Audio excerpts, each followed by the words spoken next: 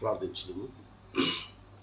పరిశుద్ధమైన దేవా మా తండ్రి, నీ ప్రియబిడలమైనటువంటి మమ్మల్ని నీ ప్రేమ ద్వారా ప్రేమించి సజీవమైనటువంటి పరిశుద్ధమైన కుటుంబాలుగా ఏర్పాటు చేసుకుని తండ్రి ప్రభా, తిరిగి ఈ యొక్క 6వ మాసములో చివరి పరిశుద్ధ పునరుత్థాన దినమున తండ్రి ప్రభా, నాయన తండ్రి ప్రభా, నీ మందిరాలకు వెళ్ళి రావటానికి తండ్రి ప్రభా, నిన్ను ఆరాధించి స్తుతించి నీ పరిశుద్ధ వాక్కుల ద్వారా బలపరచబడటానికి తండ్రి ప్రభా, మీరు అప్పగించినటువంటి బాధ్యతలను నాయన తండ్రి ప్రభా గుర్తు చేసుకుని దానిని సంపూర్తి చేయటానికి తండ్రి ప్రభా నేను కృపను అనుగ్రహించి తిరిగి ఈ సాయంకాల సమయంలో కూడా తండ్రి ప్రభా నీ వాక్కులను ధ్యానించడానికి మాకు ఇచ్చినటువంటి చక్కటి సమయాన్ని బట్టి, ధన్యతకరమైన జీవితాన్ని బట్టి హృదయాంతరంగంలో నుంచి మీకు కృతజ్ఞతాపూర్వకమైనటువంటి స్తుతులు స్తోత్రాలు చెల్లిస్తూ తండ్రి ప్రభా, నీ నామములో తండ్రి ప్రభా ధ్యానించిన ఉన్నటువంటి ఈ వాక్కు తండ్రి ప్రభా, నీ పరిశుద్ధాత్మలో తండ్రి ప్రభా మాతో తండ్రి ప్రభా మా హృదయములను తెరిచి, మనసులను తెరిచి తండ్రి ప్రభా వినిపింపచేసి దానికి తగినటువంటి విధముగా తండ్రి ప్రభా ఈ లోకములో మేము జీవించి తండ్రి ప్రభా నీ ఉద్దేశములు తండ్రి ప్రభా సంపూర్ణము చేసేటటువంటి సంపూర్ణ పరిశుద్ధులుగా తండ్రి ప్రభా నిన్ను ఎదుర్కొనడంలో మమ్మల్ని ఉంచుమని ఆయన ఈ సమయంలో తండ్రి ప్రభా మరి ఆయా తల్లిదండ్రులకు మీరు ఇచ్చినటువంటి తండ్రి ప్రభా కుమారుల కొరకు, కుమార్తెల కొరకు, పిల్లల కొరకు ప్రార్థిస్తున్నా.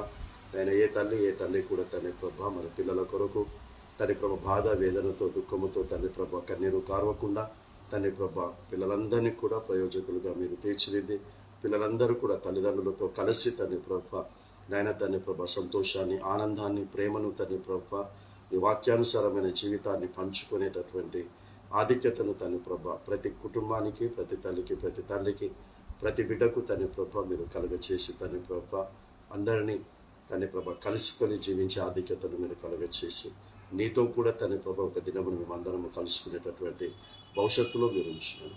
ఆ దిశగా మాట్లాడమని యేసుక్రీస్తు నామమున తల్లిని అతి వినయముగా బ్రతిమలాడి వేడుకొంచున్నాము స్వామి. ఆమేన్. దేవుని యొక్క అతి పరిశుద్ధమైనటువంటి శక్తి కలిగినటువంటి నామమునకు హృదయపూర్వకమైనటువంటి స్తుతులు స్తోత్రాలు చెల్లిస్తూ ఈ సమయంలో పరిశుద్ధ గ్రంథంలో నుండి అపోస్తలుడైనటువంటి పౌలు గారు రోమా సంఘానికి తెలియచేసినటువంటి ఒక మాటను ఈ సమయంలో యేసుక్రీస్తు ద్వారా సంఘముగా కట్టబడినటువంటి మనతో మాట్లాడుతూ ఉన్నాడన్నటువంటి ఉద్దేశముతో ఈ మాటలు ఒక వ్యక్తిగా వినకుండా యేసుక్రీస్తు ద్వారా మనము సంఘముగా కట్టబడ్డాము అన్నటువంటి విధముగా సంఘమై ఉన్నటువంటి నాతోనే నా దేవుడు మాట్లాడుతూ ఉన్నాడు అన్నటువంటి ఉద్దేశముతో ఆ మాటల్ని మనస్సుతో, హృదయముతో విని దానికి అనుగుణంగా అర్థవంతమైనటువంటి జీవితమును జీవించటానికి పరిశుద్ధాత్మ దేవుడు ఈ రోజున మనకు సహాయం అందించి ఉన్నాడు కనుక ఇట్టి సహాయమును మనం అందరం కూడా పొందుకుందాం. రోమీలకు రాసినటువంటి పత్రిక 10వ అధ్యాయము 9వ వచనం. ఇది చాలా సుపరిచితమైనటువంటి వాక్యమే, కానీ ఇది చాలా సుపరిచితమైనటువంటి మాట. ఇది చాలా సులువుగా అందరూ తీసుకుంటూ ఉన్నటువంటి మాట, కానీ ఇది చాలా సులువుగా తీసుకునేటటువంటి మాట కాదు. 10వ అధ్యాయం 9వ వచనంలో ఏమని మనకు జ్ఞాపకం చేస్తూ ఉన్నాడు పరిశుద్ధాత్మలో పౌలు గారు అనంటే, అదేమనగా యేసు ప్రభువు అని నోటితో ఒప్పుకొని దేవుడు మృతులలో నుండి ఆయనను లేపెనని నీవు హృదయమందు విశ్వసించిన ఎడల నీవు రక్షింపబడుదువు. ఒక వ్యక్తి ఎలా రక్షింపబడతాడు అనేటటువంటి విషయాలను, రక్షింపబడాలి అనేటటువంటి దాంట్లో కొన్ని దేవుడు పెట్టినటువంటి పద్ధతులు ఉన్నాయి. అందులో ఒక పద్ధతి ఏమని ఇక్కడ సెలవిస్తున్నాడంటే, ఒక వ్యక్తి రక్షింపబడాలి అని అంటే 2 విషయాలు ఇక్కడ గుర్తు చేస్తున్నాడు. ఒకటి, యేసును ప్రభువు అని ఈ నోటితో ఒప్పుకోవాలి అంటున్నాడు. మరి మనం అందరము కూడా, క్రైస్తవేతరులు కూడా నోటితో ఒప్పుకుంటున్నారు, కొందరు ఒప్పుకోని వారు ఉన్నారు, అది వేరే సంగతి. కానీ క్రైస్తవులందరూ కూడా యేసు ప్రభువు అని ఒప్పుకుంటున్నారు. కానీ ఇందులో ఉన్న అంతర్లీనమైనటువంటి అర్థము ఏంటి అనంటే, యేసు ప్రభువు అని నోటితో ఒప్పుకోవాలి. ప్రభువు అన్నటువంటి పదము క్రొత్త నిబంధనలో ఎక్కడ కూడా మనకు వచ్చిన ఏ విషయంగా మనం గమనించాలి అంటే, ప్రభువు అంటే యెహోవా, యెహోవా అంటే సృష్టికర్త. కాబట్టి యేసు ఎవరు అంటే, యేసు ఎవరో కాదు, యేసే యెహోవా, యెహోవాయే దేవుడు అని ఈ నోటితో ఒప్పుకోవాలి. మరి ఈ నోటితో యెహోవాయే యేసు అని, యేసుయే యెహోవా అని నోటితో ఒప్పుకోవటము అనంటే సులువుగా పలకటం కాదు నోటితో ఒప్పుకోవటం అంటే. సో నోటితో పలుకుతున్నటువంటిది ఏం చెయ్యాలి అని అంటే, నా జీవితానికి యేసే, నా వ్యక్తిగత జీవితానికి ప్రభువు అంటే నన్ను పరిపాలించేవాడు.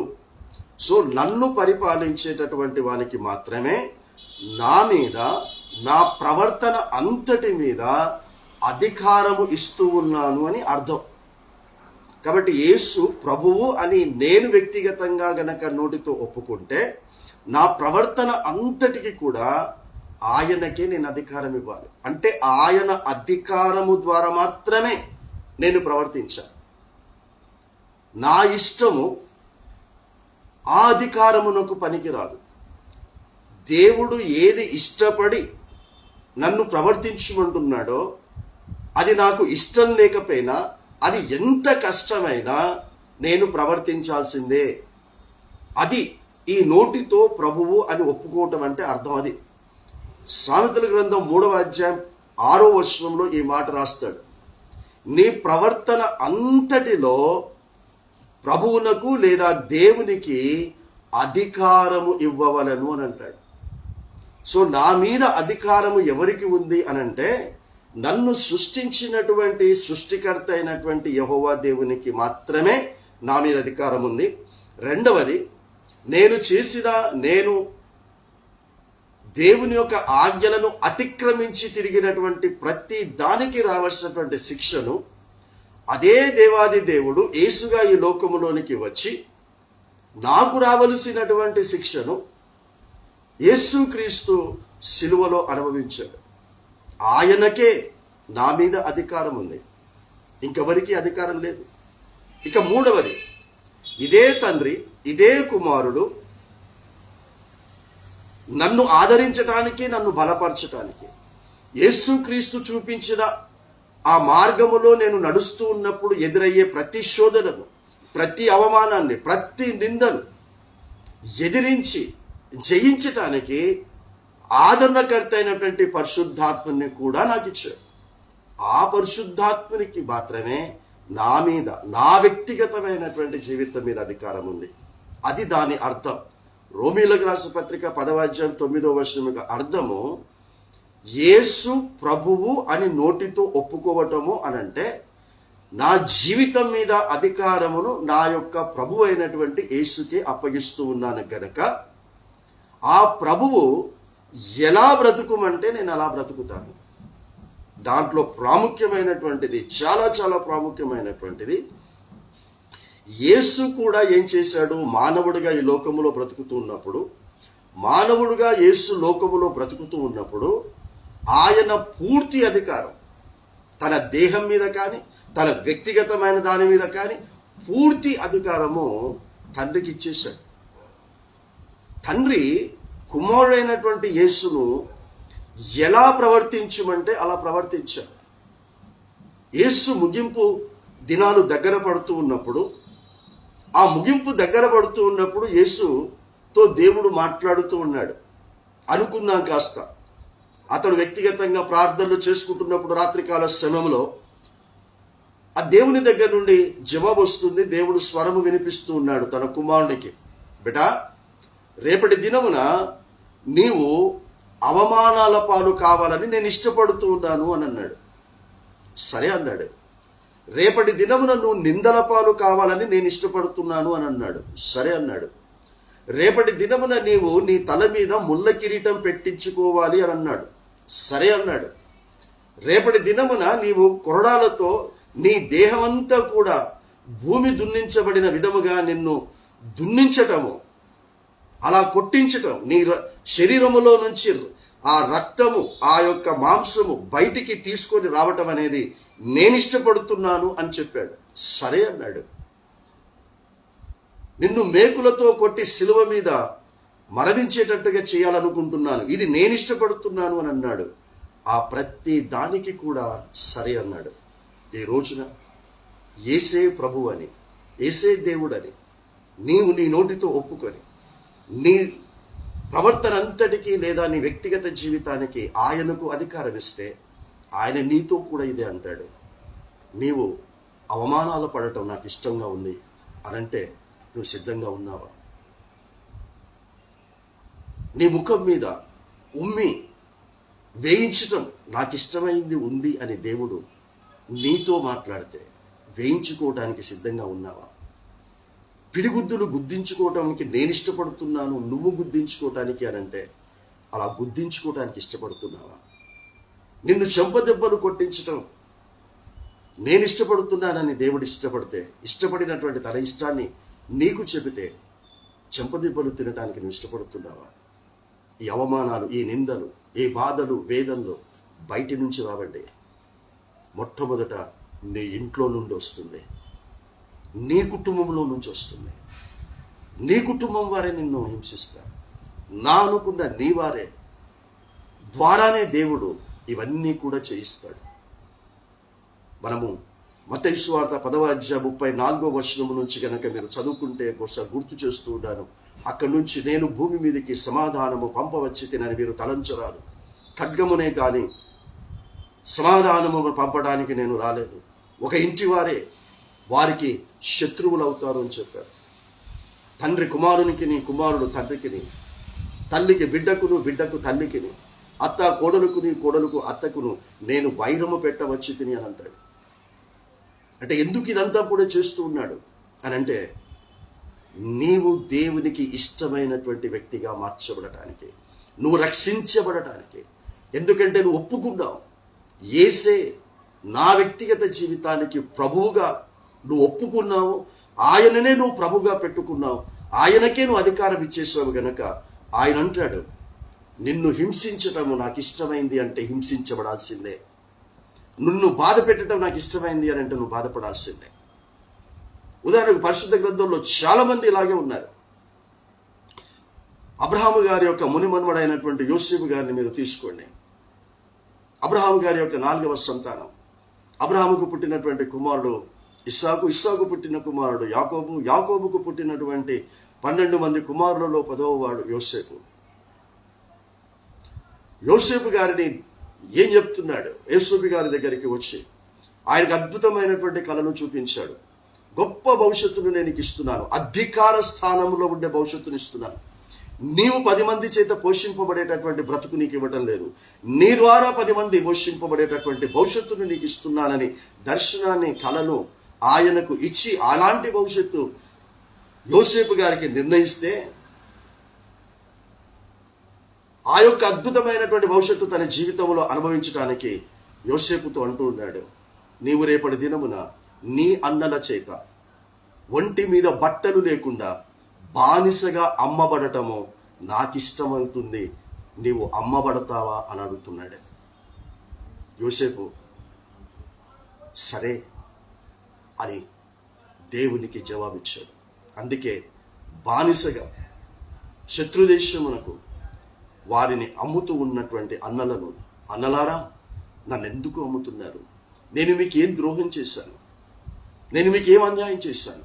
దయచేసి నన్ను అమ్మకండి అని బ్రతిమిలాడలేదు.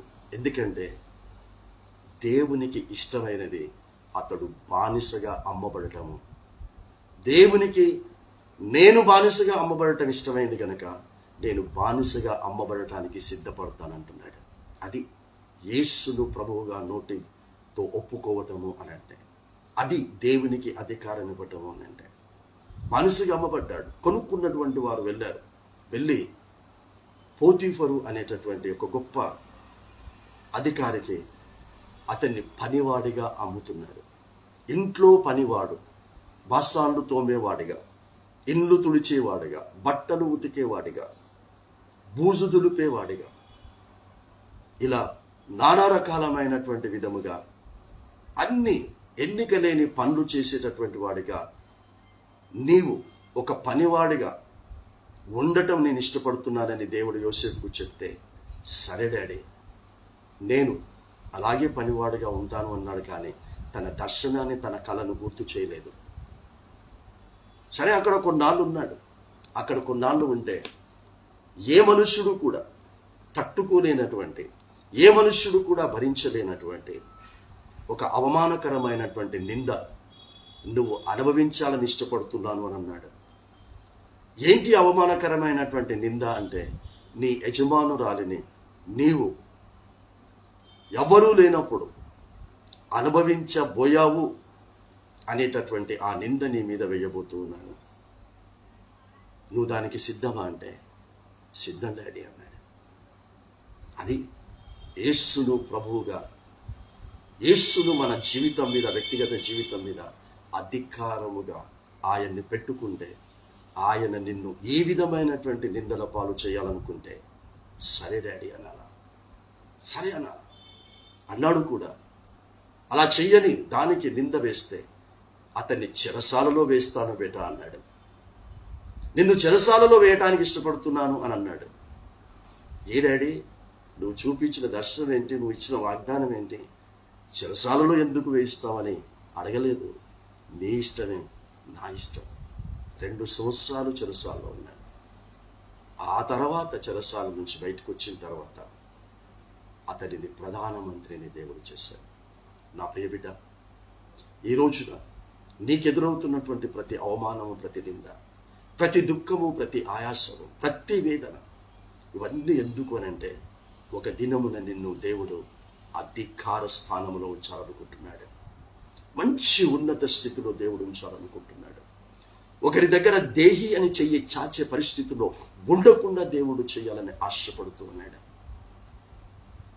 ఇలాంటి ప్రయాణం మనము చేయకపోతే ఆ ఉన్నత స్థితిని మనము అందుకోలేం బేట.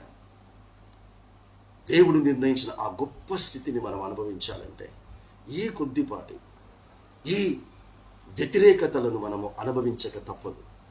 దీనికి ఒక పీరియడ్ ఉంది. ఆ కొంత పీరియడ్ని మనం తట్టుకుంటే చాలు. ఇక మిగతా పీరియడ్ అంతా కూడా యోసేపు అనుభవించినటువంటి పీరియడ్గా ఉంటుంది. చరిత్ర మొత్తం కూడా నేను చెప్పాను, మీ అందరికీ తెలిసిందే యోసేపు చరిత్ర చిన్నప్పటి నుంచి కూడా. సో అంత గొప్ప స్థితి అనుభవించడానికి గల కారణము బానిస నుంచి ప్రారంభించబడింది. సో మన జీవితంలో అలా క్లిష్టమైనటువంటి ఎన్నిక లేని స్థితి నుంచి ప్రారంభించబడినప్పటికీ కూడా ఆ స్థితికి మనం వెళ్ళటానికి అనేకమైన వాటిని మనము ఎదిరించాలి. అలా ఎదిరిస్తున్నప్పుడు జయించే శక్తి అదే. ఏ ప్రభువును మనము ఒప్పుకున్నామో, నోటితో అధికారం ఇచ్చామో, అదే ప్రభువు జయించే శక్తిని కూడా మనకు అనుగ్రహిస్తాడు.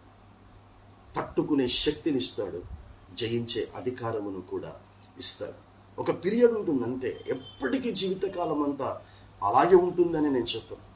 యోబు గారికి కూడా ఒక పీరియడ్, ఆ పీరియడ్ వరకు మాత్రమే అతన్ని భయంకరంగా శోధించబడేటట్టు చేశాడు, పరీక్షించబడేటట్టుగా చేశాడు. తిరిగి రెండంతలుగా తీసుకున్న దానికంటే తిరిగి కలిపి మరలా ఇచ్చాడు. పిల్లలను తీసుకున్నాడు, పిల్లలను మరలా తన భార్యతో కలుసుకొని తిరిగి పిల్లల్ని కనేటట్టుగా దేవుడు చేశాడు. ఇదంతా కారణం ఏంటంటే యెహోవా ఇచ్చును, యెహోవా తీసుకును. సో యేసును ప్రభువు అని నోటితో ఒప్పుకోవాలి అని అంటే, దేవుడు మనకు ఏ పని చెయ్యమంటే ఆ పని మనం చెయ్యాలి.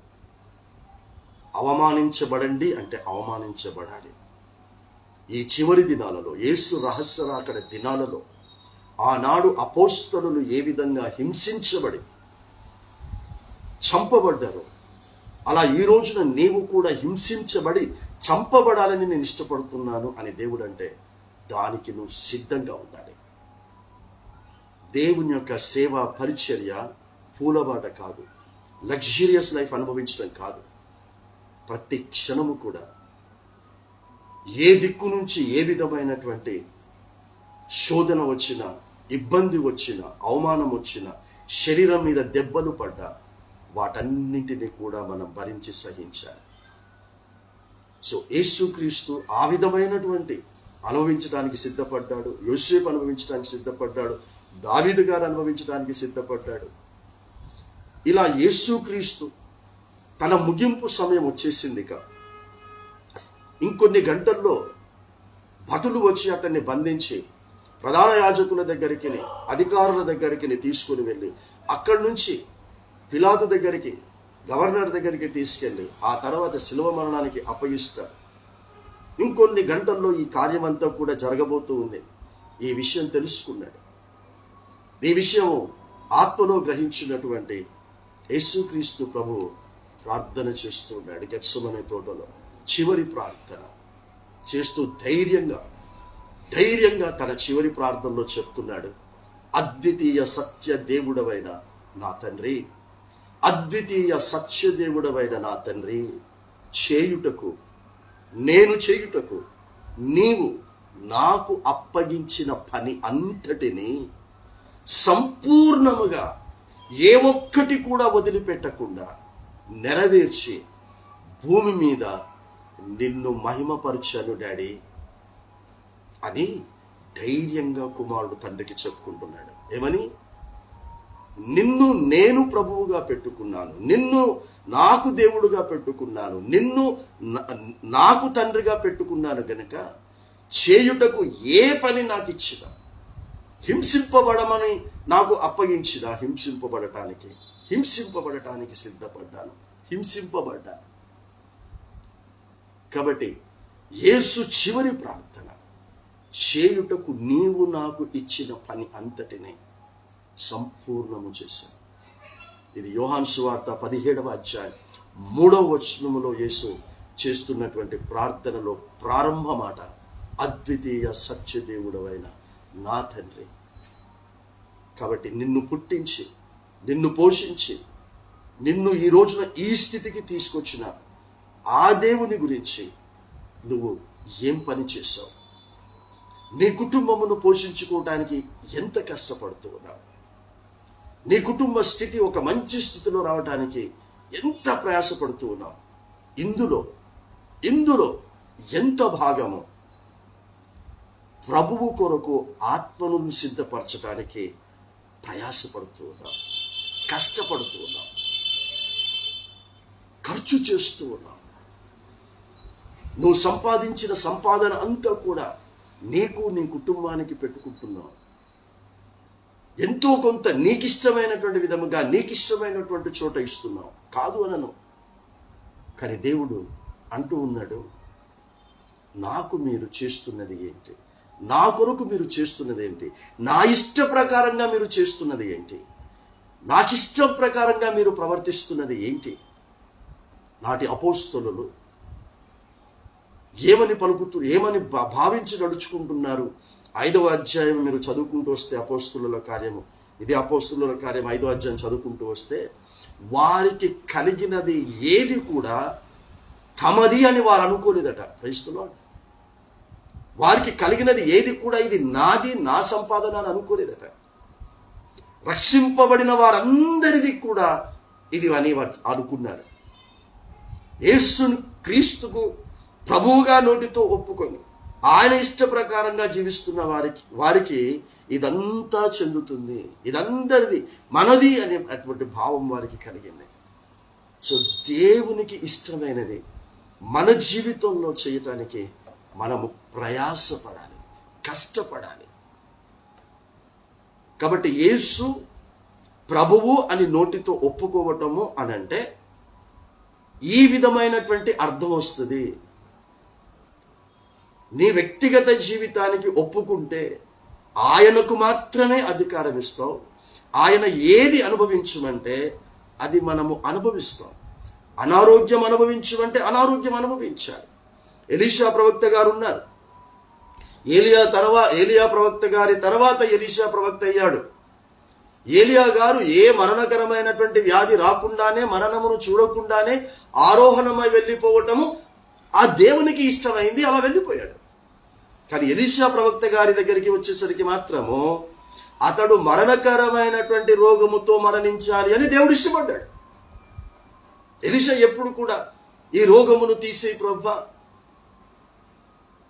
ఈ అనారోగ్యమును ఆరోగ్యంగా మార్చు ప్రభువా, ఏలియా గారిని ఏ విధంగానైతే మరణమును చూడకుండా ఆరోహణమై వెళ్ళేటువంటి చేశావో అలా నన్ను కూడా ఆరోహణమై వెళ్ళేటట్టుగా మరణం చూడకుండా చేయి ప్రభు అని అడగలేదు. దేవుని ఇష్టం. నేను అనారోగ్యంతో ఉన్నానని, అనారోగ్యంతో మరణించాలని ఇష్టపడితే నేను అలాగే అన్నాడు. అలాగే మరణించాడు కూడా. మరణించిన తర్వాత కూడా అద్భుతం జరిగింది. అనారోగ్యంతో ఉన్నటువంటి ఆ ఎముక చనిపోయినటువంటి ఒక వ్యక్తి యొక్క శవమునకు తగిలితే ఆ వ్యక్తి బ్రతికేటట్టు దేవుడు చేశాడు. చూడండి, దేవునికి అద్భుతమైనటువంటి ప్రణాళికలు నీ పట్ల కలిగి ఉన్నాయి బిడ్డ. నీ పట్ల దేవుడు కలిగి ఉన్న ప్రణాళికలు చాలా గొప్పవి. ఇప్పుడు నువ్వు అనుభవిస్తున్నటువంటి అవమానాలు, నిందలు, ఈ ఆర్థికపరమైనటువంటి లేది, పిల్లల ద్వారా నీకు కలుగుతున్న దుఃఖము, ఆయాసము, ఇదంతా కూడా కొద్ది కాలమే. వీటిని నువ్వు భరించి సహిస్తే ఎక్కడెక్కడ ఎవరెవరి ద్వారా అవమానపరచబడ్డావో అక్కడ వారందరి ద్వారా తిరిగి గౌరవించబడతావు. ఇది కేవలం పరిశుద్ధ గ్రంథంలో ఉన్నటువంటి వారి విషయమే నేను చెప్పట్లేదు, నా అనుభవపూర్వకంగా చెప్తూ ఉన్నాను. నా అనుభవంలో నుంచి ఈ మాటలను మీకు చెప్తూ ఉన్నాను. మీలో కూడా చాలామంది ఆ స్థితిలో నుంచి ఈ రోజున పైకి వచ్చినటువంటి వాళ్ళే. ఇంకా గొప్ప స్థితి ఉంది. ఇది మామూలు స్థితి కాదు, ఇంకా గొప్ప స్థితి. ఏంటది? పరలోకపు యొక్క స్థితి, పౌర స్థితి మనకుంది. కాబట్టి మొట్టమొదటి విషయం, యేసు ప్రభు అని నోటితో ఒప్పుకోవాలి, అంటే అనుభవించాలి. We have to practice in our life according to the heavenly father.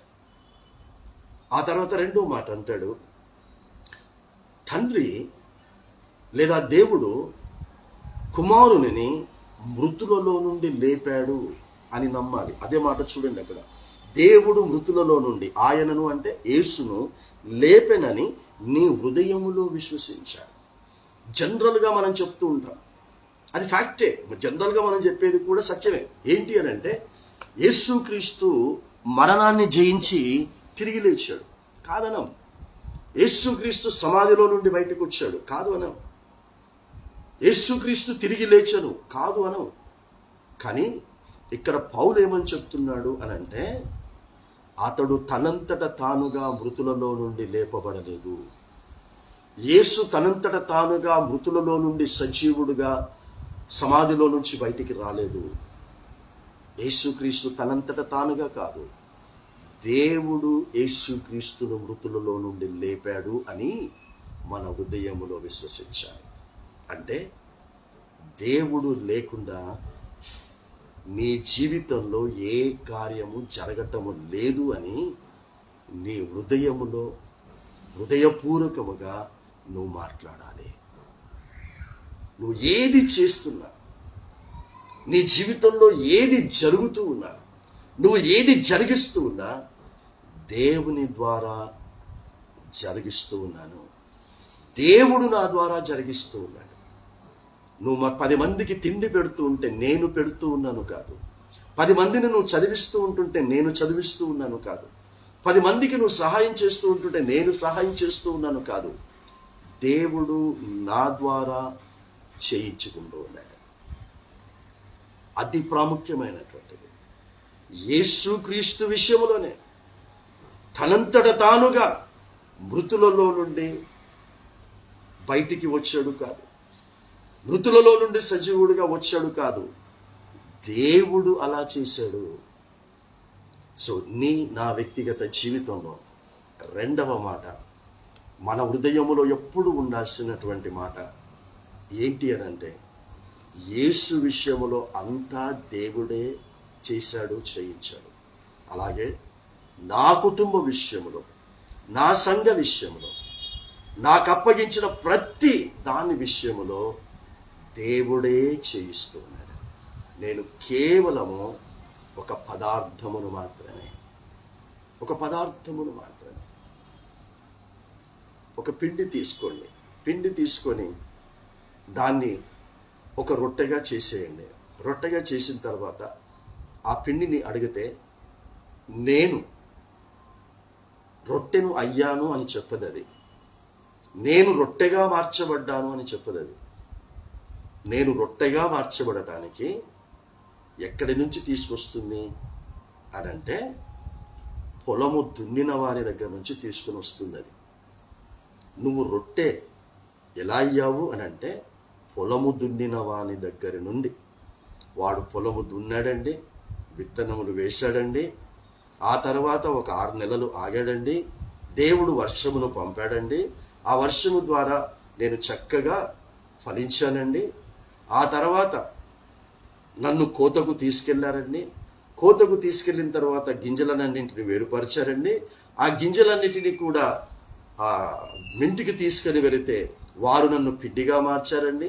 ఆ పిండిగా మార్చబడిన తర్వాత ఎవరి చేతిలోనికైతే నేను పిండిగా వచ్చానో వారు నన్ను పిసికి, నీళ్లు కలిపి ఉప్పు వేసి బాగా పిసికి ఆ పీట మీద వేసి ఆ కోలతో అటు ఇటు నన్ను ఆడించి నన్ను నలగొట్టి ఆ తర్వాత స్టవ్ వెలిగించి పెంక పెట్టి పెంక మీద నన్ను వేస్తే, నేను కాల్చబడితే అప్పుడు నేను రొట్టెనయ్యానండి.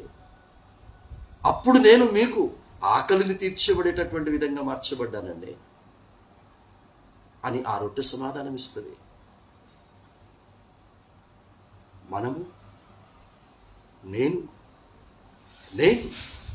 కాదండి, మనము కూడా అది రొట్టెగా మార్చబడటానికి ఎలా మార్చబడుతూ నలగొట్టబడుతూ కాల్చబడుతూ ఆ స్థితికి ఒక వ్యక్తికి ఉపయోగపడటానికి, ఒక వ్యక్తి ఆకలి తీర్చబడటానికి, ఒక వ్యక్తి శరీరానికి బలమును ఇవ్వటానికి అది మార్చబడిందో, నీవు కూడా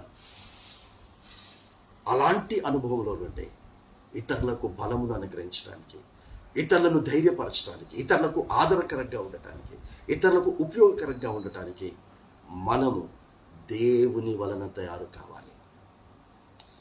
దేవుడే చేస్తాడు. ఎప్పుడు చేస్తాడు? దేవుని చేతికి నీ మీద అధికారం ఇస్తే చేస్తాడు. ఆయనకు పూర్తి అధికారం ఇచ్చేసేయాలి. కాబట్టి భూమిని దున్నటానికి భూమి ఏం చేస్తుంది అని అంటే, భూమి దున్నేవానికి ఆ భూమి పూర్తి అధికారం ఇచ్చేస్తా ఉంది. నన్నేం చేసుకుంటావో చేసుకో అని భూమి అధికారం ఇచ్చేస్తే, అధికారము ఏ వ్యక్తికైతే ఇవ్వబడిందో అతడు తన ఇష్ట ప్రకారంగా ఆ భూమిని దున్నుకుంటాడు. అప్పుడు అది మౌనంగా అన్నిటిని భరిస్తుంది, సహిస్తుంది. ఎందుకు అనంటే, మానవులకు ఉపయోగపడటానికే దేవుడు నన్ను చేశాడు అని గ్రహించింది కనుక, దేవుడు నిన్ను కూడా ఆ భూమిలో నుండి నన్ను కూడా ఎందుకు చేశాడు అనంటే, అనేకులకు ఉపయోగపడటానికి. యోసేపు గారి దగ్గరికి మళ్ళీ మీరు వెళితే, యోసేపు గనక ఒకవేళ దేవుణ్ణి అడిగితే నన్ను ఎందుకు పుట్టించావు అని గనక యోసేపు అడిగితే, యోసేపుకు దేవుడిచ్చినటువంటి సమాధానం, నీవు ప్రపంచంలో ఉన్న వ్యక్తులందరినీ కూడా కరువు దినాలలో, ఆహారము దొరకని దినాలలో నువ్వు పోషించటానికి నేను నిన్ను పుట్టించాను అని జవాబు చెప్తాడు. అలాగే చేశాడు. నీవు కూడా ఈ రోజున దేవుణ్ణి అడిగితే నీకు కూడా వచ్చే సమాధానం, నాకు కూడా వచ్చే సమాధానం అదే సమాధానం. ఏమి ఆ సమాధానం? అనేకులను పోషించడానికి, అనేకులకు ఆశీర్వాదకరముగా మనల్ని ఉంచటానికే దేవుడు మనల్ని పుట్టించాడు. దేవుడు మనల్ని రక్షించుకున్నాడు. దేవుడు మనల్ని ఆయన చేతిలోని సాధనముగా వాడుకుంటున్నాడు. ఇహ సంబంధమైన శరీర సహాయమును అందించాలి, పర సంబంధమైన ఆత్మ సహాయమును కూడా మనము అందించాలి. శరీర సహాయమును అందిస్తూ ఆత్మను యేసుక్రీస్తు రహస్య రాకడకు సిద్ధపరచాలి. ఈ రెండు విషయాలు కూడా రక్షింపబడటానికి కారణాలలో ఒక కారణము అని చెప్తున్నాడు. యేసుక్రీస్తు ప్రభువు అని నోటితో ఒప్పుకోవటం అంటే అంత సులువుగా పలకేస్తే అయిపోయేది కాదు. రెండవది, తండ్రి కుమారుని మృతులలో నుండి లేపాడు అని హృదయములో విశ్వసించాలి. ఈ మాట యోహాను సువార్త 5వ అధ్యాయంలో యేసుక్రీస్తు అన్నటువంటి మాటను ఇదే యోహాను గారు 5వ అధ్యాయంలో రికార్డ్ చేసి పెట్టాడు. మీ కొరకు ఒకసారి నేను చదివి వినిపిస్తాను.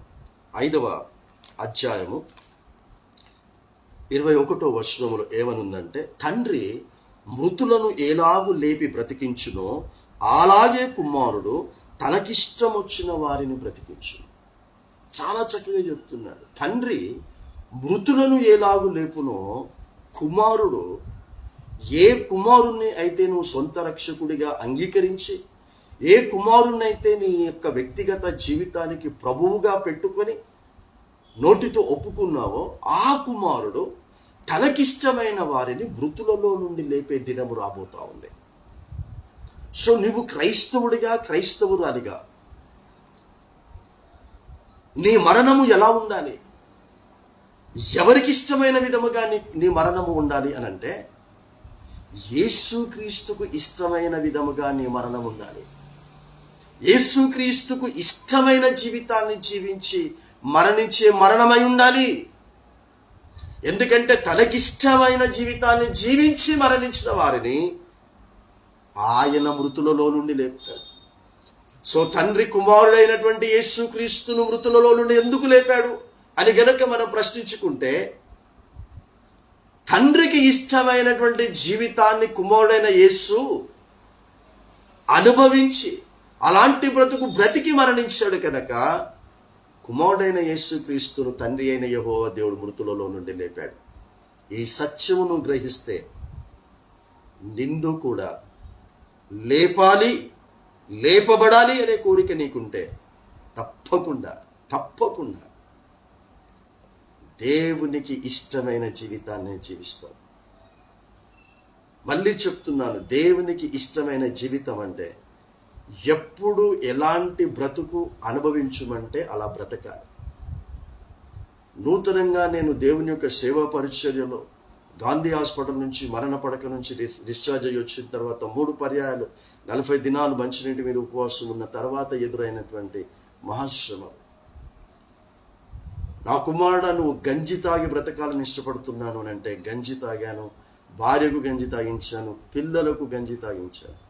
నూకలన్నము తిని బ్రతకాలి అని అన్నాడు. ఇది నా ఇష్టం, నూకలన్నం తిన్నా. కొన్ని రోజులు ఉత్త నీళ్లు త్రాగి బ్రతకాలి అని అన్నాడు. ఆహారం ఇవ్వలేదు, ఏది లేదు. కట్టుకుందామంటే మంచి బట్ట లేదు, పరిచయకి వెళ్దామంటే అనుకూలత లేవు. ఇది నేను ఇష్టపడుతున్నాను. అలాంటి ఇష్టమైనటువంటి జీవితంతో ప్రారంభించబడినటువంటి ఈ రోజున ధైర్యముగా ఇలా వాక్యం ప్రకటిస్తూ నేను మరణిస్తే,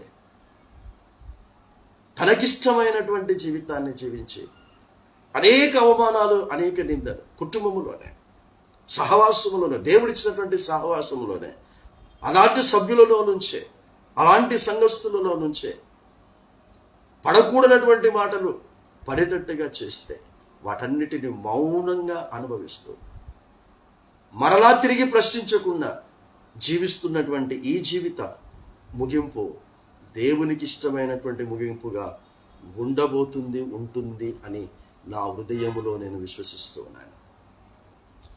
దేవునికి ఇష్టమైనటువంటి మరణము నేను పొందబోతూ ఉన్నాను.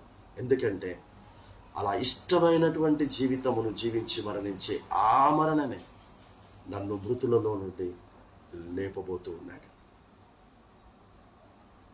కాబట్టి మనము యేసుక్రీస్తును నమ్ముకుంది మన కష్టాలు పోవటానికి, మన అవమానాలు తొలగించబడటానికి, మన వేదనలు తొలగించబడటానికి కాదండి.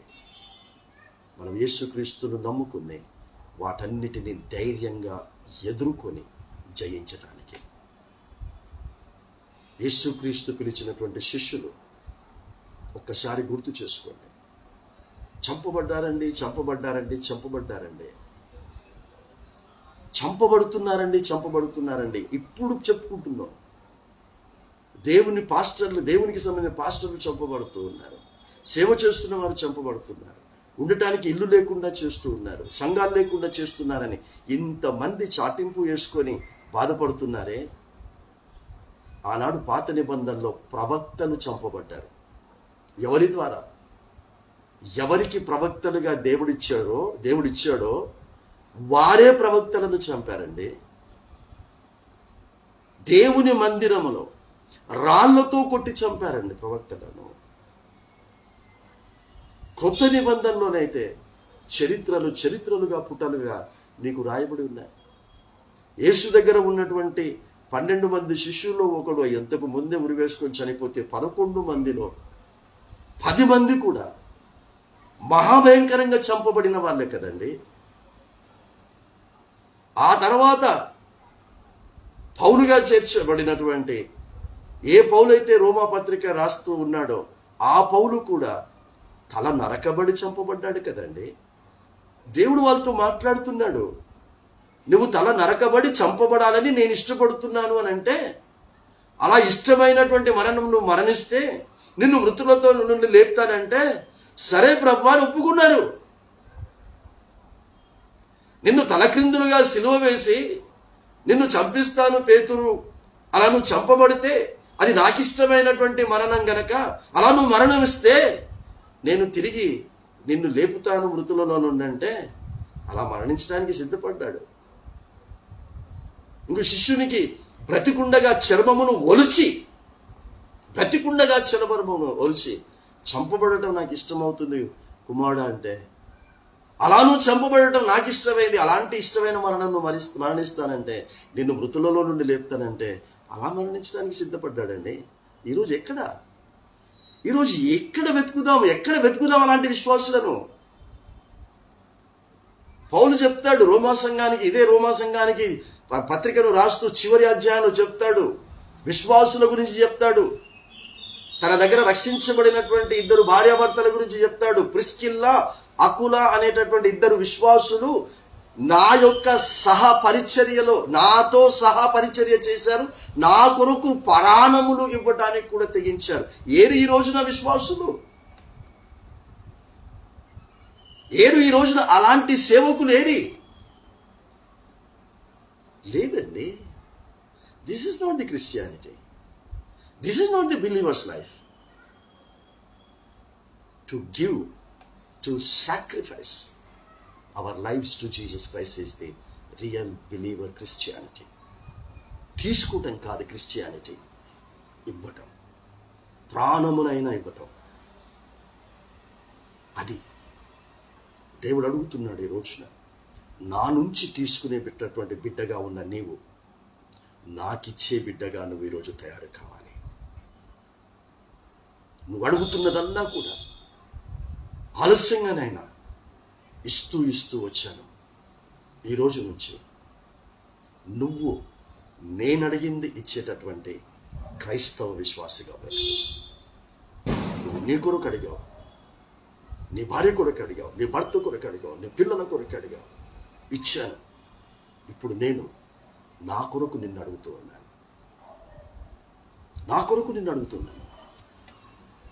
నాకు ఇచ్చే. అబ్రహాము దేవుడు, ఇస్సాకు దేవుడు, యాకోబు దేవుడని ఎలుగెత్తి ప్రార్థిస్తారుగా. ఒకవేళ నువ్వు అబ్రహాము దేవుడని ఎలుగెత్తి నువ్వు ప్రార్థిస్తే, అబ్రహామును నువ్వు గనక నీ విశ్వాసమునకు తండ్రి అని గనక నువ్వు అంటే, అబ్రహామును అడిగాడు దేవుడు, నీవు ప్రేమించుచున్నటువంటి నీ ఏకైక కుమారుని నాకు ఇచ్చేయి. నువ్వు దేన్నైతే ప్రేమిస్తున్నావో, దేవునైతే ఇష్టపడుతున్నావో, ఏ పాపమునైతే ఇష్టపడుతున్నావో, ఏ విధమైనటువంటి వాక్యానికి వ్యతిరేకమైనటువంటి దాన్ని నువ్వు ఇష్టపడుతున్నావో, దేవుడు ఏది తినొద్దు అన్నది నువ్వు ఇష్టపడుతున్నావో, ఏది తాగొద్దు అన్నది ఇష్టపడుతున్నావో, దేని జోలికి పోవద్దు అన్న దాన్ని నువ్వు ఇష్టపడుతున్నావో, అవన్నీ ఈ రోజున దేవుడు ఇచ్చేయి అంటున్నాడు. ఇవ్వటానికి సిద్ధపడితే దేవుడు తిరిగి నిన్ను లేపటానికి సిద్ధంగా ఉన్నాడు. తిరిగి దేవుడు నిన్ను బ్రతికించడానికి సిద్ధంగా ఉన్నాడు. ఇలాంటి అద్భుతమైన రక్షణ కార్యం ఇది జరగాలి. ముంచుడు బాప్తిసం తీసుకొని బయటికి వచ్చి కొంత దేవునికి ఇష్టమైంది, అంత నీకు ఇష్టమైంది చేసుకుంటూ నువ్వు బ్రతికితే నువ్వు రక్షించబడిన వాడు, రక్షించబడిన దానవు కాదు. రక్షించబడిన వారు అంటే దేవుని ఇష్టాన్ని మాత్రమే నెరవేర్చేవారు.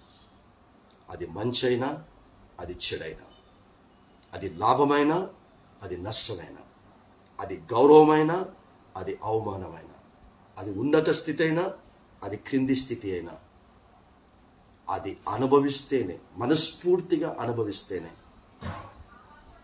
ఆ బ్రతికే రక్షింపబడిన బ్రతుకు అవుతుంది. యేసుక్రీస్తు ప్రభుల వారు పరిచర్య చేస్తున్నప్పుడు అందరూ వచ్చారు.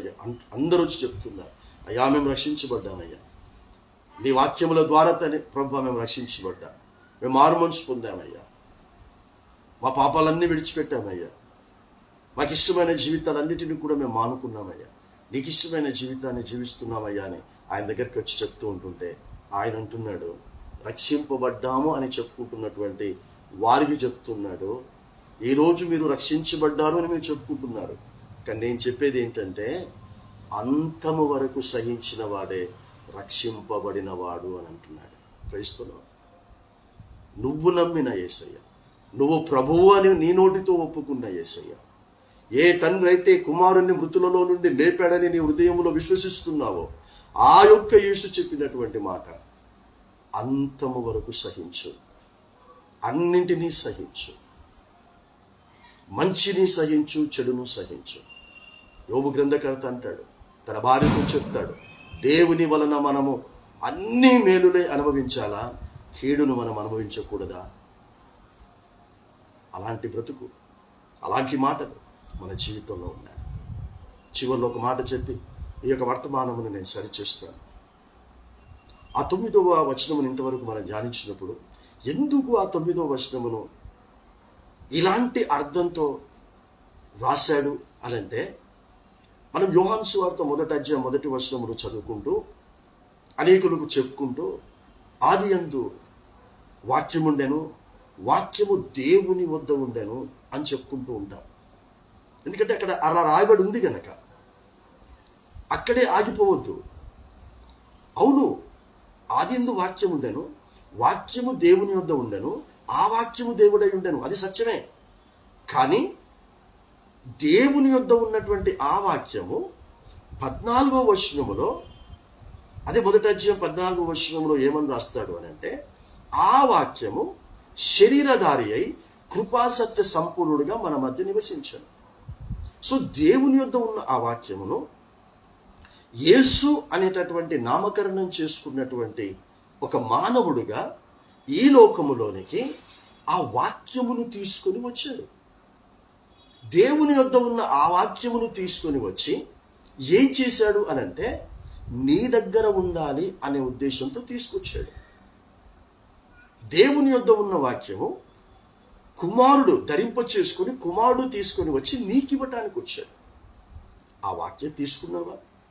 ఇప్పుడే చెప్పాను, మత్తయి సువార్త 10వ వచనం నుంచి మీరు చదివితే, ఖడ్గమునే గాని సమాధానమును నేను ఇవ్వటానికి నేను రాలేదు అని అంటాను.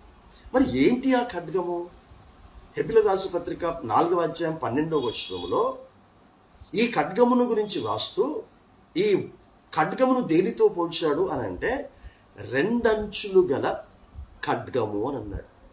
ఎటువంటి ఖడ్గము కంటే కూడా చాలా చాలా షార్ప్నెస్గా ఉన్నటువంటి వాక్యముతో పోల్చాడు ఖడ్గము.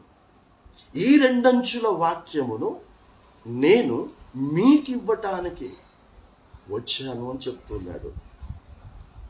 ఈ యేసును నువ్వు నమ్మితే, నా ప్రియబిడ్డ, ఈ యేసును నువ్వు అంగీకరిస్తే, ఎప్పుడైనా ఈ సత్యాన్ని నువ్వు గ్రహిస్తే, నాకు డబ్బు ఇవ్వ ప్రభువా, నాకు ఉద్యోగం ఇవ్వ ప్రభువా, నాకు ఇల్లు ఇవ్వ ప్రభువా, వెళ్ళటానికి ఇబ్బందికరంగా ఉంది ఒక వాహనమే ప్రభువా, పిల్లలు యుక్త వయసుకు వచ్చేసారు, అందరూ పెళ్ళెప్పుడు చేస్తారు అంటున్నారు, కాస్త నా పిల్లలకు పెళ్ళయ్యేటట్టు చేయి ప్రభువా, పిల్లల పెళ్ళిళ్ళు చేసేసావు ప్రభువా, మరి ఎంతమంది పిల్లలను అడుగుతున్నారు ప్రభువా, కాబట్టి పిల్లలు ఇచ్చేటట్టు చేయి ప్రభువా.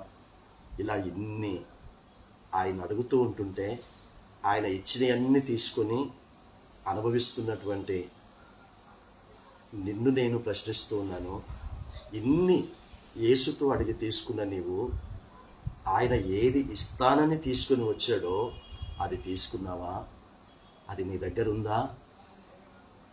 యేసు రక్షణ వాక్యమును తీసుకొని వచ్చాడు.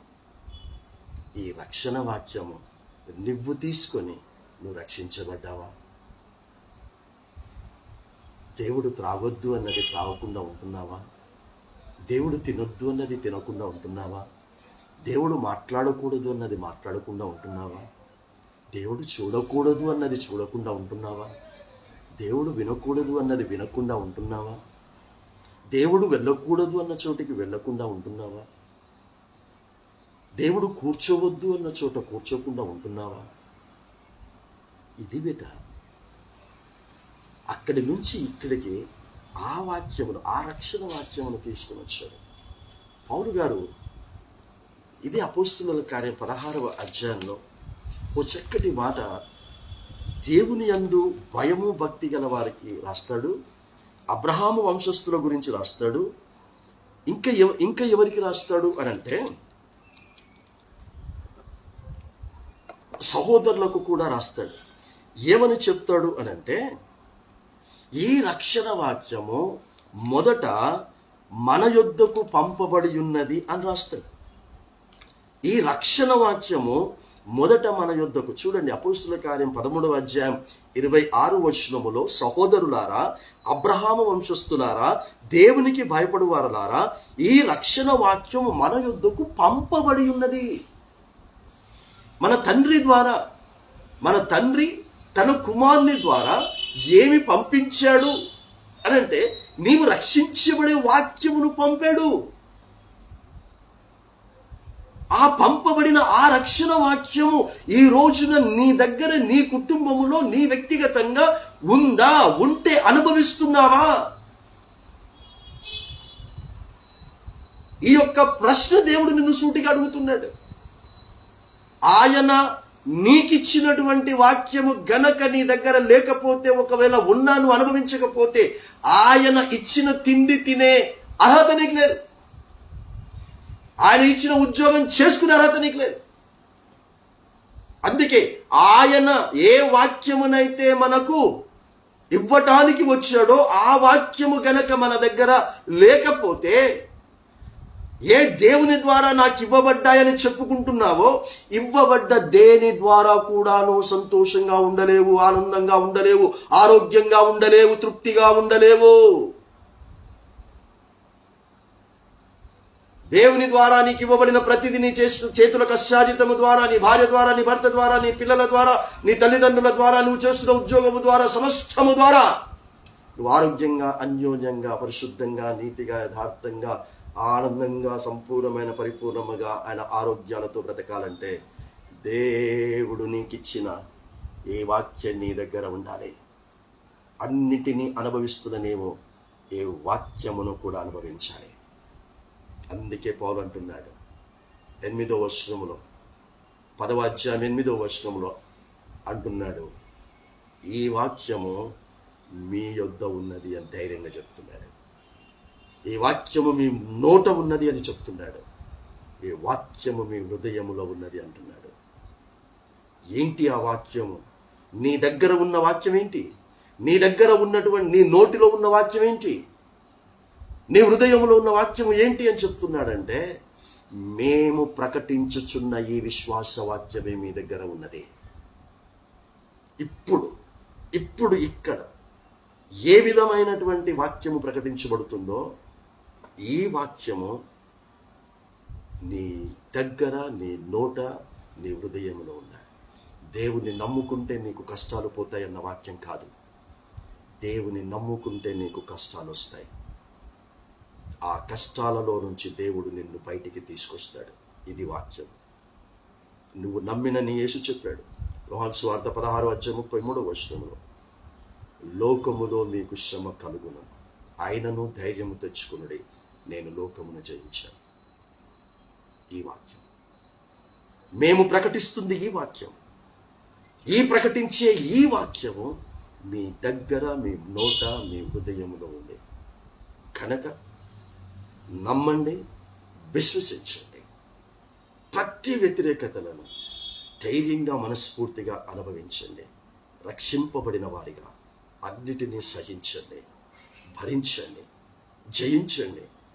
ఆయన మన కొరకు ధరింప చేయటానికి తీసుకుని వస్తున్న కిరీటమును ధరింప చేసుకుందాం. చూడండి 8వ వచనంలో అదేమని చెప్పుచూ ఉన్నది, వాక్యము నీ యొద్దను, నీ నోటను, నీ హృదయములోనూ ఉన్నది, అది మేము ప్రకటించు విశ్వాస వాక్యమే. ఆయన చెప్తున్నాడు, నీ యొద్ద ఉన్నది అని చెప్తున్నాడు. Can you say yes? నువ్వు చెప్తున్న విధంగా, నువ్వు చెప్తున్న విధముగా ఆ విశ్వాస రక్షణ అన్నిటినీ భరించి సహించేటటువంటి ఆ వాక్యం నా యొద్ద ఉందండి, నా నోట ఉందండి, నా హృదయంలో ఉందండి. ప్రభువా, ఈ కష్టాన్ని తీసేయని నేను ఎప్పుడు ప్రార్థించడం లేదండి. ప్రభువా, ఈ బాధను తీసేయండి నేను ఎప్పుడు ప్రార్థించలేదండి అని నువ్వు చెప్పగలవా? ఈ అవమానాన్ని తొలగించు అని నేను ఎప్పుడు ప్రార్థించలేదండి. ఈ ఆర్థిక ఇబ్బందులను తొలగించు అని నేను ఎప్పుడు ప్రార్థించలేదండి అని నువ్వు చెప్పగలవా?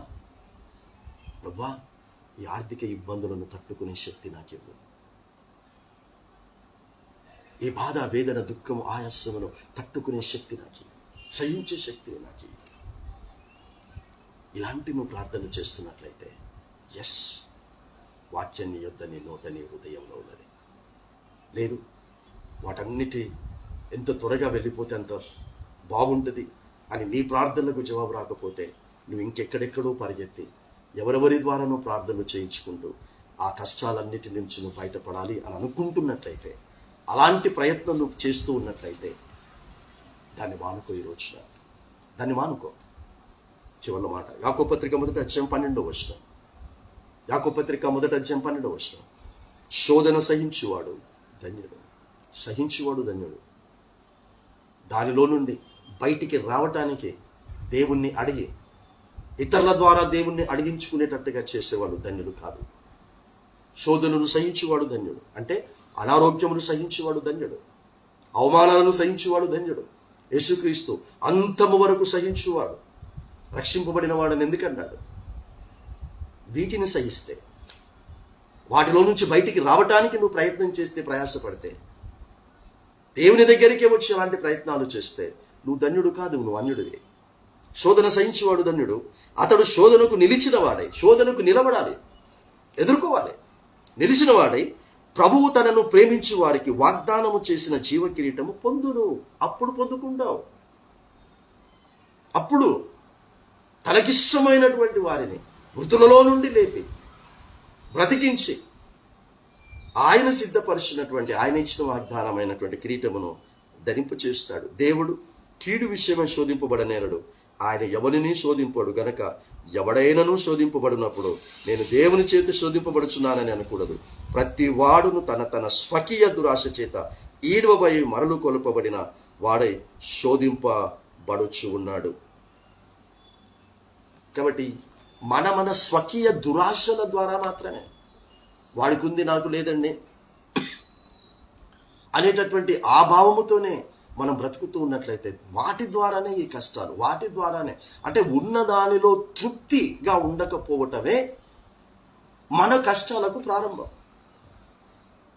చదువుకునేటటువంటి పిల్లలను ఏ స్కూల్లో వేసినా ప్రార్థనాపూర్వకంగా మనం వేస్తే, గల్లీ స్కూల్లోనైనా ఢిల్లీ స్కూల్లో ఉన్నటువంటి చదువుకున్నటువంటి పిల్లల కంటే కూడా గొప్ప విద్యావంతులుగా అవుతారు. కానీ గల్లీ స్కూల్లో వేస్తే పిల్లలు చదువుకోలేరండి, అది మాకు అవమానకరంగా ఉంటుందండి. మనకు ఆ స్తోమత లేనప్పుడు, పిల్లల్ని అలాంటి స్కూల్లో వేసి చదివించేటటువంటి స్తోమత లేనప్పుడు, నీ స్తోమతకు తగిన విధముగా నీవు చదివించేటటువంటి విధమైనటువంటి దాంట్లో నువ్వు వేసి చదివిస్తే దేవుడు దానినే ఆశీర్వదిస్తాడు, దేవుడు దానినే దీవిస్తాడు, అత్యున్నతమైనటువంటి స్థానములో దేవుడు నిలబెడతాడు. కాబట్టి ఉన్నదానిలో తృప్తితో మనము ప్రతి పనిని దేవునికి అధికారమునిచ్చి, దేవుడే యేసే నా ప్రభువు, నా ప్రవర్తన అంతటి మీద ఆయనకు అధికారం ఇస్తూ ఉన్నాను. నేను గొంతమ్మ కోరికలకు పోయి నేను కష్టాలను కొని తెచ్చుకోను. మీరు ఒక్కసారి కూర్చొని ఆలోచన చేసుకోండి. ఒకవేళ అప్పులుంటే అప్పులకు కారణం ఏంటో ఆలోచన చేసుకోండి. ఒకవేళ అన్ని అమ్ముకునే పరిస్థితుల్లో మీరుంటే దానికి కారణం ఏంటో ఒకసారి ఊహించుకోండి. ఒకసారి వేసుకోండి. మన స్వకీయ దురాశని అవన్నిటిని ఈరోజు చంపేసేయండి. అయ్యా, ఈ రోజు నుంచి నా ఆశ కాదు, ఈ రోజు నుంచి నా కోరిక కాదు, ఈ రోజు నుంచి నా ఇష్టం కాదు, ఈ రోజు నుంచి నీ ఆశ, ఈ రోజు నుంచి నీ కోరిక, ఈ రోజు నుంచి నీ చిత్తమే నేను నెరవేరుస్తాను. నా మీద నాకు అధికారం లేదు, నా కుటుంబం మీద నాకు అధికారం లేదు, నా మీద, నా కుటుంబం మీద, నా సర్వస్వం మీద నీకే అధికారం ఇస్తూ ఉన్నాను. నీవే అధికారి అయినప్పుడు నువ్వు నా జీవితంలో ఏది చేస్తూ ఉన్నా అది మంచి మనసుతో చేస్తాను, అది మంచి మనసుతో చేస్తాను అనేటటువంటి ఆ తీర్మానంతో ఈ రానున్నటువంటి ఈ భవిష్యత్తులో కనుక మనం బ్రతకటానికి తీర్మానం తీసుకొని అలా మనము అడుగులు వేస్తే ఖచ్చితంగా నువ్వు నమ్మిన నీ యేసు నీ కొరకే స్థలము సిద్ధపరిచి వస్తున్నాడు. అవమానపరచబడుతున్న నా కుమారుడా, అవమానపరచబడుతున్న నా కుమార్తె, నువ్వు చెయ్యని దానికి నిందలు అనుభవిస్తున్న కుమారుడా, కుమార్తె, యోసేపు గారిని గుర్తు చేసుకో, దావీదు గారిని గుర్తు చేసుకో, యోబు గారిని గుర్తు చేసుకో. వాటన్నింటినీ అనుభవింపచేసింది గౌరవం ఇవ్వటానికి, గౌరవప్రదమైన గొప్ప స్థితి ఇవ్వటానికి. అలా అనుభవించేటట్టు చేశాడు. సో నీ ఈ అవమానాల పీరియడ్, ఎన్నిక లేకుండా నిన్ను హేళనకరంగా చూస్తున్న ఈ పీరియడ్ కొంతకాలమే. ఇది దాటితే ఈ లోకములో గౌరవప్రదమైనది, ఆ లోకములో ఉన్నతమైన ఆయన ప్రక్కన పెళ్లి కుమార్తె వస్త్రములు ధరింపచేయబడి కిరీటము పెట్టబడేటటువంటి ఆ జీవితం నీ కొరకు సిద్ధంగా ఉంది. అలాంటి సిద్ధంగా ఉంచబడినటువంటి దాని కొరకు దేనినైనా ధైర్యంగా పరిశుద్ధాత్మలో ఎదిరిస్తాం. అవసరమైతే ప్రభువు నా ప్రాణమును అడిగితే ఆ ప్రాణమును ఎవరి చేతిలో చంపబడాలని దేవుడు ఇష్టపడితే అలా ఇవ్వటానికి కూడా సిద్ధపడదాం. అలా సిద్ధపడిన ఈ అన్నగా ఈ వర్తమానమును దేవుడు దీవించి ఆశీర్వదించి సంరక్షించి రహస్యరాకడకు సిద్ధపరుస్తూ ఈ లోకములో అతి త్వరలో అన్ని స్థితిలో నుంచి బాగు చేసి మంచి స్థితినిచ్చి అనేకులకు ఆశీర్వాదకరంగా ఉండేటటువంటి భవిష్యత్తును అనుభవించేటటువంటి కృప విస్తరింపచేయును గాక. ప్రార్థించడం. పరిశుద్ధమైన దేవ, ఇంతవరకు మాతో మీరు మాట్లాడిన ప్రతి మాటను బట్టి మీకు స్తోత్రములు. ఈ మాటలు నీ విశ్వాస వాక్యమే, నీ దగ్గర ఉన్న వాక్యం మా దగ్గర ఉండాలని నువ్వు తీసుకొని వచ్చినటువంటి ఆ వాక్యం ఈ రోజున పౌలు రోమా సంఘానికి రాస్తూ అది నీ యొద్ద ఉన్నది, నీ నోట ఉన్నది, నీ హృదయంలో ఉన్నది అన్నాడు. మేము ప్రశ్నించుకోవాలి, నిజంగా నీ దగ్గర ఉండవలసినటువంటి వాక్యం నా దగ్గర ఉందా, నా నోట ఉందా, నా హృదయంలో ఉందా? ప్రశ్నించుకొని ఒకవేళ లేదు అనిపిస్తే, తినకూడదు ఇంకా నేను తింటున్నట్లయితే, త్రాగకూడదు ఇంకా నేను త్రాగుతున్నట్లయితే, మాట్లాడకూడదు ఇంకా నేను మాట్లాడుతున్నట్లయితే, వినకూడదు ఇంకా నేను వింటున్నట్లయితే, వెళ్ళకూడని చోటికి ఇంకా నేను వెళుతున్నట్లయితే, కూర్చోకూడని చోట ఇంకా నేను కూర్చుంటున్నట్లయితే, నీ వాక్యం నా యొద్ద లేదు నాయన, నా నోట లేదు, నా హృదయంలో లేదు అని ఒప్పుకొని విశ్వసించి ఇక మీదట ఇలాంటి ప్రకటించేటటువంటి విశ్వాసవాక్యం మా దగ్గర ఉండేటటువంటి విధముగా అలాంటి భవిష్యత్తులో ఉంచి సునాయాసంగా సులువుగా ప్రార్థనల ద్వారా మొరల ద్వారా నేను దరిద్రం పోగొట్టుకుని బ్రతకాలనేటటువంటి ఆలోచన నుంచి బయటికి తీసుకుని వచ్చి నీ కృపగల హస్తములో భద్రపరుచుకొని నీ సత్యవాక్యమునకు కట్టుబడి ఉండేటటువంటి విధముగా స్థిరమైనటువంటి మనస్సుతో సిద్ధపరచున్నాను. ఈ సమయంలో విన్న బిడ్డలను కుటుంబాలను, ఆ తర్వాత కూడా విననై ఉన్నటువంటి బిడ్డలను కుటుంబాలను మీరు ప్రత్యేక రీతిలో జ్ఞాపకం చేసుకున్నారు.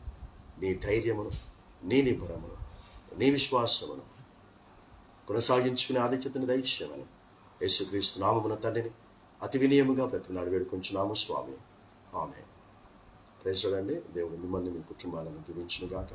ఇప్పుడు తండ్రి యొక్క, కుమారుని యొక్క, పరిశుద్ధాత్మ యొక్క ప్రేమ, కృప, అన్యోన్య సహవాసం, సమాధానం, సకల దేవుని ఆశీర్వాదములు మనకును కుటుంబాలకును, భూమి మీద నివసించిన విశ్వాసులకును, సత్యరాజ్య సువార్త ప్రకటిస్తున్న ప్రతి అభిషిక్తునికి అభిషిక్తురానికి ఇప్పుడు ఎల్లప్పుడు సదాకాలము తోడై మీద ఇండును గాక.